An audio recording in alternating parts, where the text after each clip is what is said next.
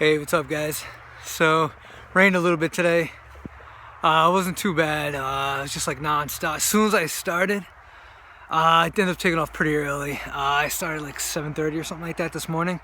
And like literally, like the minute I started, it just started raining. So it was like 50 degrees and rain the whole day, which, you know what? Kind of sucked because it was raining, but the good thing about it was like that's like the hardest I'm going to get hit, you know? It's just going to get warmer and drier the further south I go. And if that's the hardest they got to throw at me, that's nothing. I got this, you know? So, yeah, I ended up cycling a total like 6.5 hours. You can see behind me. I found a little spot I'm going to do some stealth camping in. And so, yeah, like 6-7 hours cycling. About five and a half of that was in the rain. But it was cool. It worked out okay. Learned another little thing. The rain fenders or mud fenders or whatever it's called. Pretty important. Pretty important. I didn't pick them up. Oh well. Yeah, so I just had like a bunch of just more for the mud and the dirt that gets kind of kicked up than the water. Because the water, whatever, you know, you can just throw your rain gear on or something and you're good. But the mud was getting into the chain. So the chain kept skipping on me, and I was like, oh man, what's going on? Do I need to like adjust this or whatever? Because I just kind of did all the adjustments and stuff over all that time I took off. So I was like, screw it, I'm just gonna, you know, just go through it because it was raining. I just, you know, it was just a really bad spot, you know what I mean? So I was like, I'm just gonna keep going. So yeah, and then it started to dry up. It was like kind of towards the end, and I don't know if it was like dirt and stuff getting in there, if it was the rain or what. I'm gonna take a better look at it maybe later today or tomorrow morning, but it cleared right up and it didn't do any of that for like the last like 200 miles or whatever. So I'm guessing it's the I'm guessing it's probably more like some dirt or something got in there and it was just causing it to jump every once in a while. So I'm gonna try and give it a wipe down, take a good look at it later. So yeah, it's a good thing. But I have like I guess it's called like a cross bike or something. It's like half road bike, half mountain bike. So it's like 700C tires, but it's by like 40 millimeters or something like that. So like they're like really wide. So I was gonna get some fenders for them, but there were none that could fit. And I don't know if you guys know, but this trip is like my first like major like bike trip. So I was gonna go. My whole plan is to go really cheap, because I'm only gonna go like, I don't know, a couple of thousand miles. I mean, it seems like a lot, but I mean, it's only going to be like a month and change, you know. So I figured like any bike could last that long. I mean, you know.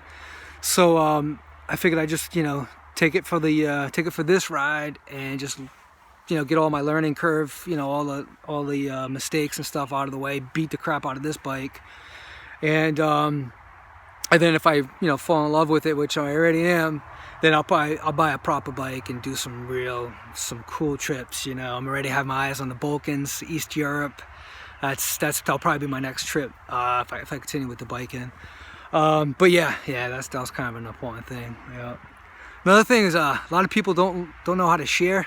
At least when it comes to the road. I mean, those cars definitely reaching out and showing me some love.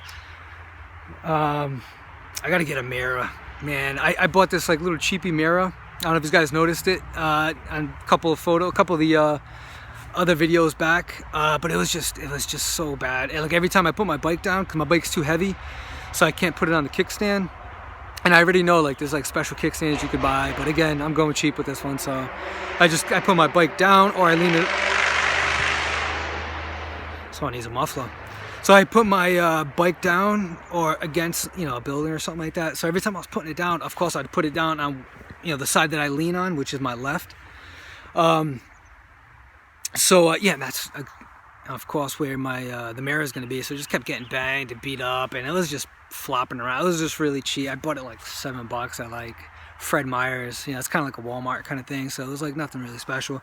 I would like to get one for my helmet. You know, something I could just kind of. Oh man, look at the devil in me.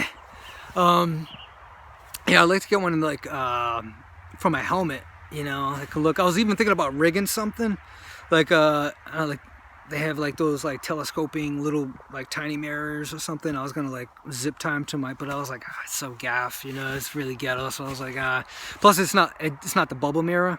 which gives you more, you can see more with that.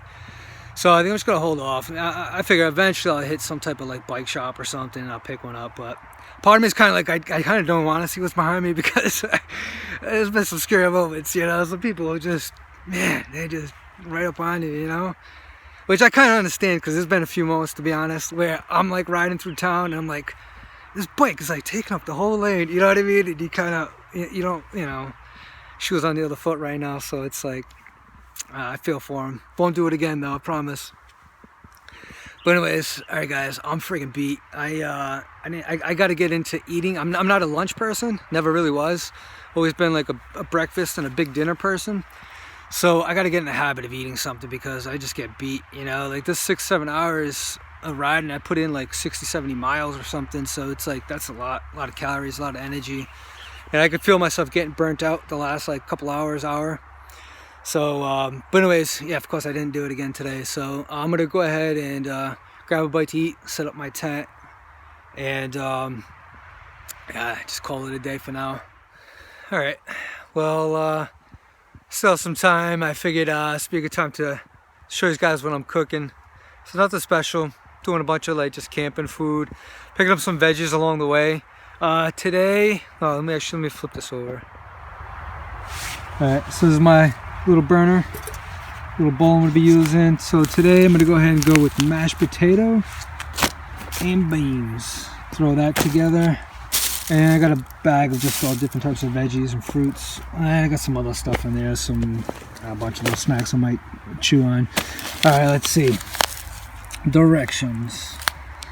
Alright, water, salt. Okay, no butter, no milk. Maybe I'll throw a little salt in there.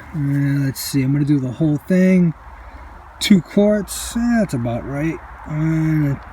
2 2/3 water. I like my fancy water bottle. Alright, 2 2/3. What do you think, guys? I call that 1.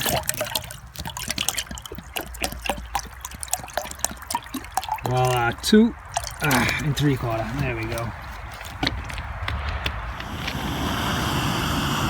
Alright, let me check it out. Got a good boil going. Shut this down, chop it to the tip of boiling hot water. And just dump it in.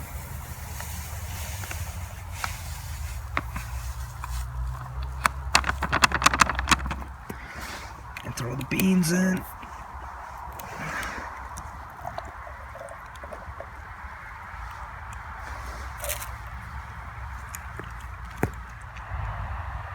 Alright, seems to be, would have been perfect, just enough water.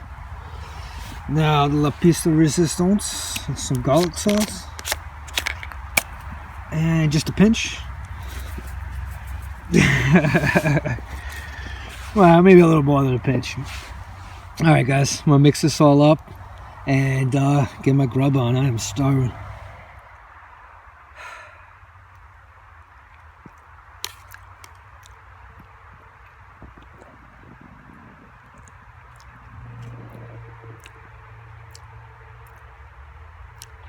That was a lot of mashed potato.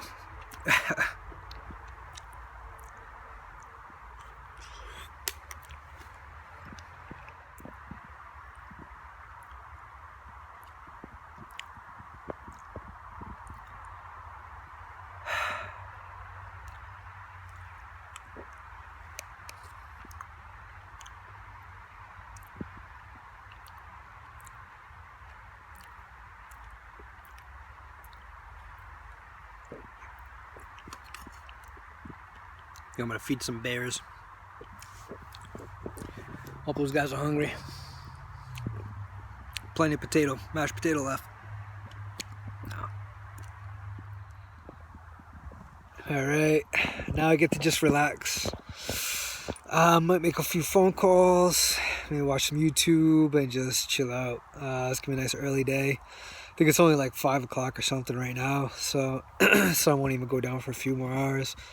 So yeah, probably just relax. So one other thing about a rainy day is the most important thing is just to keep all the rest of your gear dry. So I keep all my stuff in like dry packs, compression sacks, dry packs, and my panniers are all waterproof. But on top of that, I even put it in bags just to be extra safe. And you know, that's huge. What a big difference, you know, getting out of all my clothes. I don't know if you could tell, but it was like pretty much soaked. Even though I have rain gear, I bought these like special rain covers for my shoes. I got rain pants, rain jacket. The only thing I ended up putting on was a rain jacket. It was mostly because it was cold, and everything else just got soaked. You know, I was like, I'll just wait. I was like, I'll just wait till it gets, you know, till it gets a little wet, and then I'll go ahead and throw my gear on. I was just like, at that point, I was like, screw it. I was just being lazy. Plus, it was already wet, so I was like, I just let it ride out. But anyways, yeah.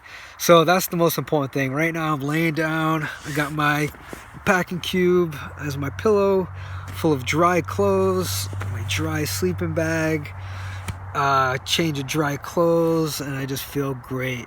You know, nothing like being nice and comfortable at the end of the day after such a long ride. So, all right, guys. Well, that's it for me. I'm gonna go relax for a little bit. Thanks again for watching. I appreciate you, and catch you next time. Peace.